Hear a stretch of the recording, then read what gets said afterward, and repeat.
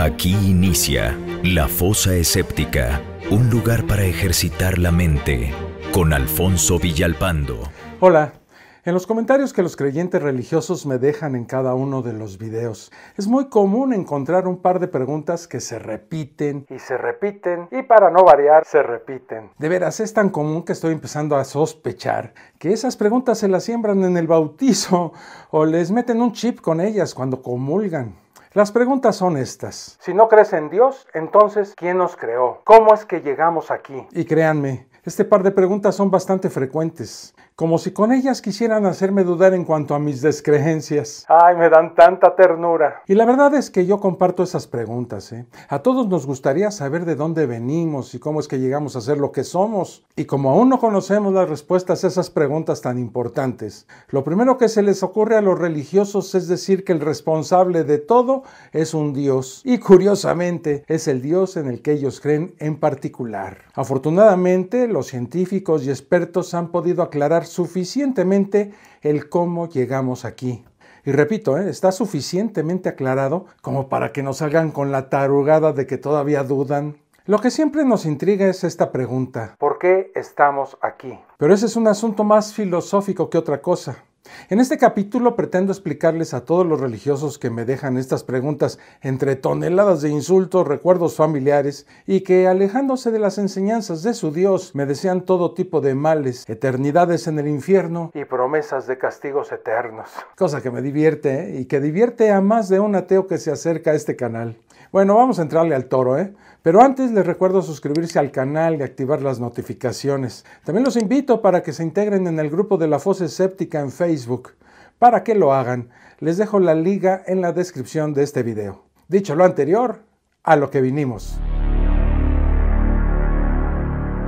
Para responder a esas preguntas debemos conocer los mecanismos que explicarían cómo fue que llegamos aquí. Y para eso, indudablemente tenemos que recurrir a la ciencia. Comprendo perfectamente que hablar de esto es un poco incómodo para muchos creyentes, pero si de verdad queremos entender la causa de la descreencia de muchos ateos, la ciencia es un elemento fundamental. Con respecto a las causas de nuestra presencia en este planeta, los religiosos suelen adoptar una de estas tres opciones: una creencia literal del origen del mundo basada exclusivamente en la Biblia, el cual se calcula entre 10 y 6,000 años de antigüedad. Y conste que esta cifra la sacaron los propios religiosos según sus sesudos estudios bíblicos. También existe la interesantísima posición de algunos creyentes que aceptan la evolución y al mismo tiempo la comparten con la que les ofrece la Biblia y el Génesis. Esta es una tendencia que hemos analizado en algún otro video. Y la tercera opción es que algunos religiosos creen y aceptan a la evolución como el mecanismo más probable que explica nuestra presencia hoy en día en este planeta, desechando por completo cualquier explicación basada en la Biblia o en seres celestiales. Esta última la comparto con los religiosos.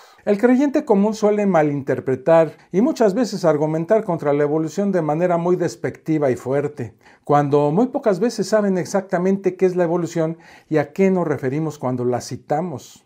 Para eso vamos a darles una embarradita de evolución a los creyentes.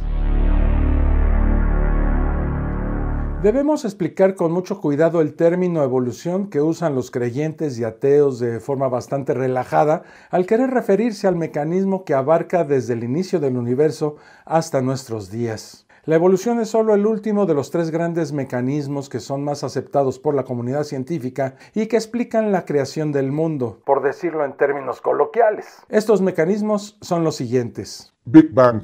Es el modelo científico que explica el origen del universo y su desarrollo posterior a partir de lo que se llama una singularidad del espacio-tiempo. Biogénesis. Es un compendio de hipótesis y teorías que tratan de explicar el paso de la materia inerte a elementos vivos hace aproximadamente un poco menos de 4.500 millones de años. Evolución.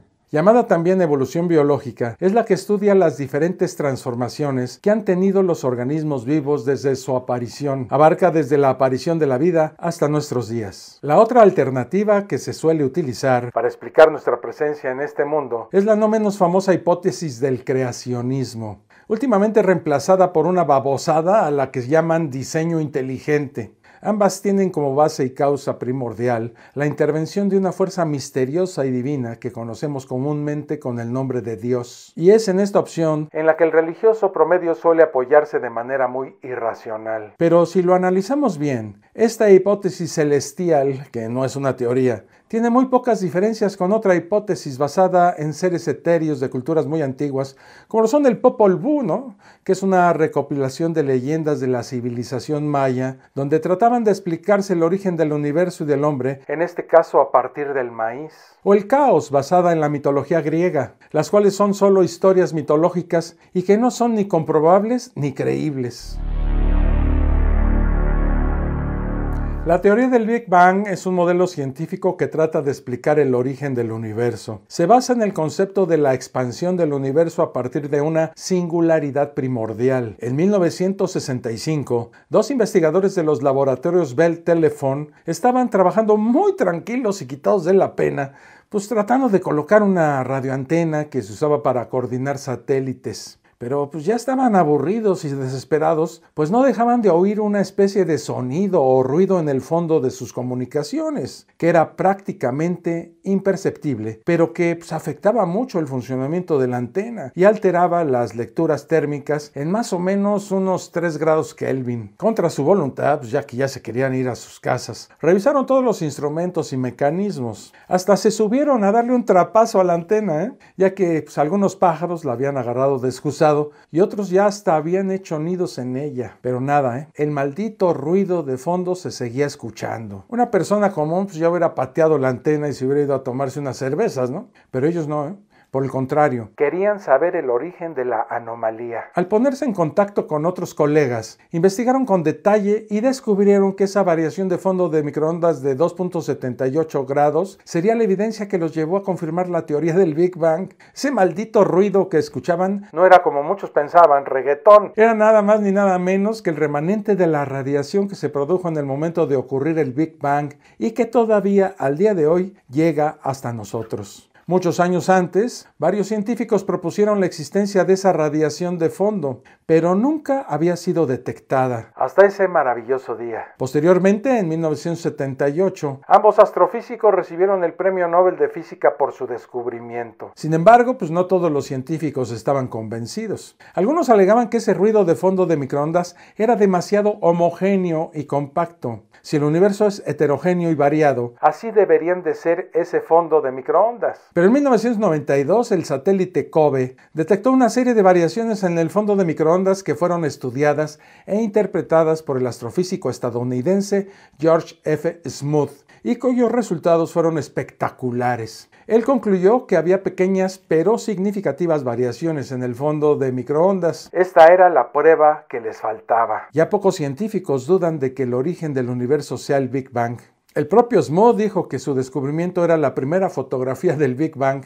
Y no solo le aplaudieron mucho, sino que le otorgaron el Premio Nobel de Física en el año 2006. Amigos religiosos, no queda casi ninguna duda de que el origen del universo proviene del Big Bang. Más del 98% de los científicos que integran la Academia Americana de Ciencias lo creen así. El buscar otras explicaciones tan jaladas de los pelos como la creación de un dios o algo sobrenatural es darle la espalda a los hechos y básicamente es autoengañarse. Es muy difícil tratar de explicar el mecanismo que formó todo el universo conocido. Se necesitan, por supuesto, profundos conocimientos en astrofísica y astronomía, los cuales, por supuesto, no poseo. Pero, sin embargo, es conveniente tratar de explicarlo de la manera más sencilla posible y ante cualquier duda o interés, hay que profundizar sobre este apasionante tema. Afortunadamente, existen un montón de libros y páginas en internet al respecto. Es imposible decir cuál era la situación antes del Big Bang, incluso suponer que hubo un antes, ya que es muy posible que el espacio-tiempo haya comenzado con la explosión. Todo lo que sería el futuro universo estaba condensado en una singularidad. ¿Pero a qué se le llama singularidad?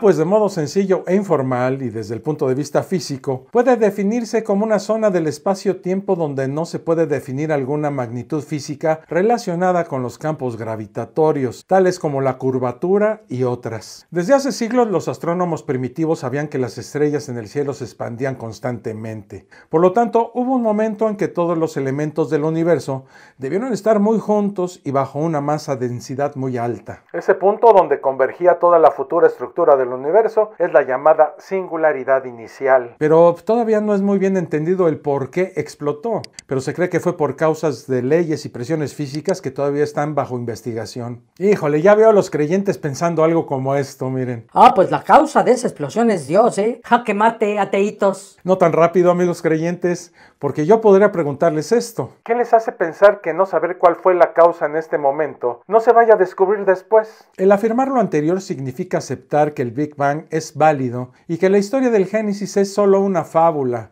una muy primitiva, por cierto. Esto nos lleva a considerar otro asunto, miren. Existen científicos que piensan seriamente en que el universo no tuvo un inicio y por lo tanto tampoco tendrá un final. Es la famosa teoría del universo estacionario, formulada en 1939 por varios científicos liderados por el eminente Sir Fred Hoyle.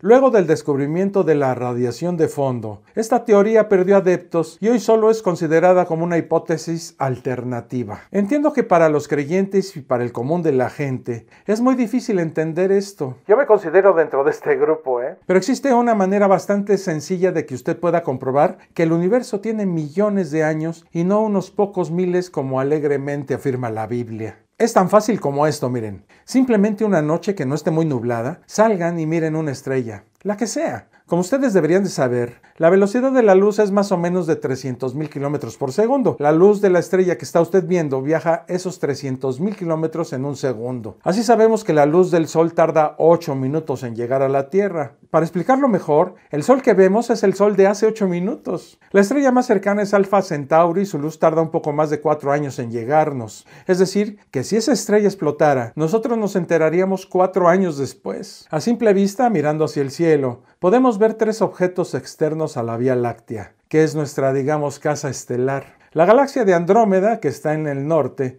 y 2 galaxias pequeñas llamadas las nubes de Magallanes. Nada más se ve a simple vista, pero imagínense, Andrómeda la vemos como fue hace exactamente 2 millones de años, que es el tiempo que tarda su luz en llegar a nuestros ojos. Entonces, amigos religiosos, ¿cómo puede el universo tener menos de 10,000 años cuando con solo ver las estrellas sabemos que el universo tiene millones de años? Les sugiero que volteen al cielo, no para buscar a su invisible Dios, sino para ver las estrellas y sacar conclusiones.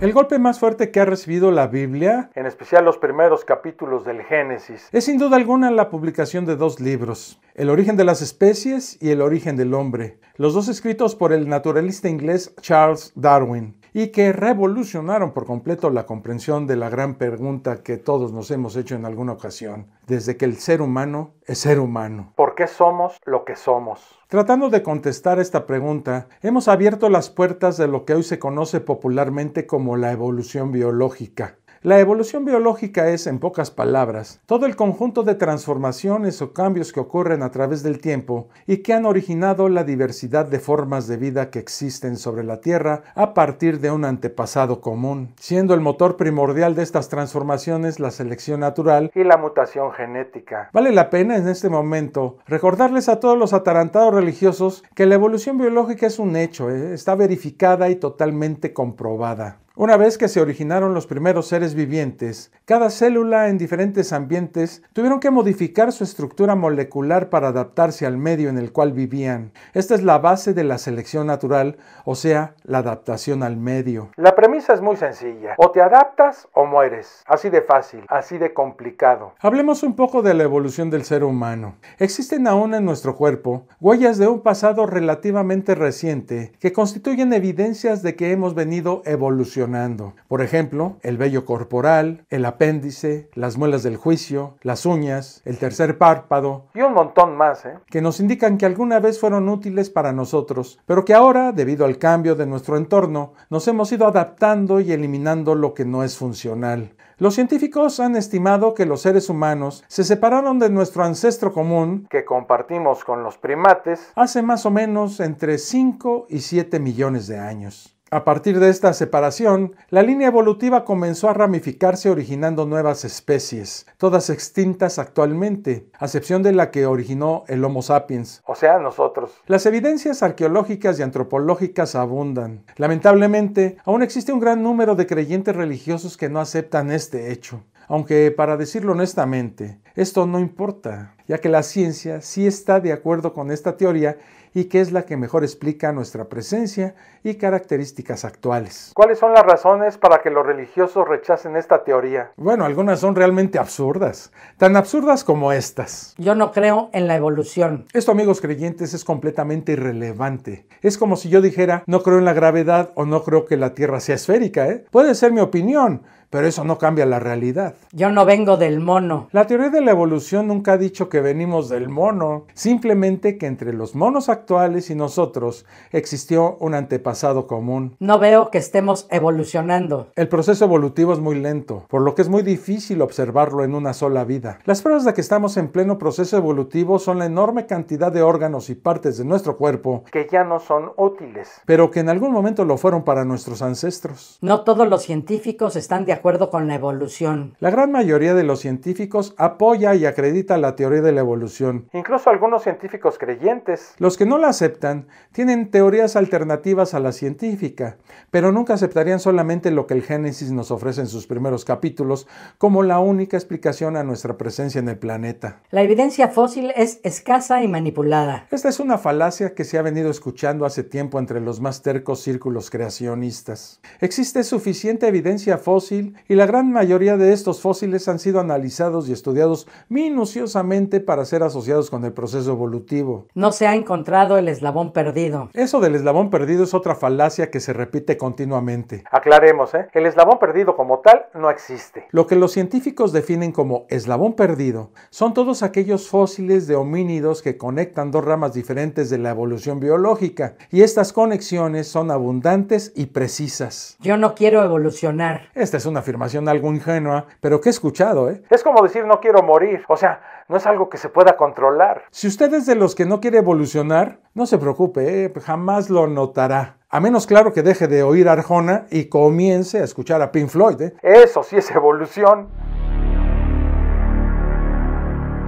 Existen muchos cristianos modernos que aceptan de muy buena gana la evolución y al parecer no ven un enfrentamiento formal con lo que la Biblia nos cuenta. Otros, sin embargo, son más radicales y muchas veces se ofenden seriamente con solo mencionar la palabra mono. Recuerdo que cuando yo era religioso, traté en muchas ocasiones de esquivar el tema porque como ser humano razonable tenía que aceptar la contundente evidencia que la ciencia me ofrecía, pero como creyente lo veía como un enfrentamiento directo con el Génesis. Me era muy difícil congeniar ambas teorías, ya que el admitir eso equivalía a decir que ciertas partes de la Biblia no eran ciertas, al menos en su literalidad, y por lo tanto el resto de ella podría ser interpretada o acomodada a nuestro antojo. Cuando me tocó realmente decidir cuál de las dos opciones tomaría, opté por la más razonable y lógica. Lo cierto es que la evolución ocurrió, ocurre y seguirá ocurriendo sin importar la opinión que nosotros tengamos sobre esto. Bueno, pues hasta aquí este video.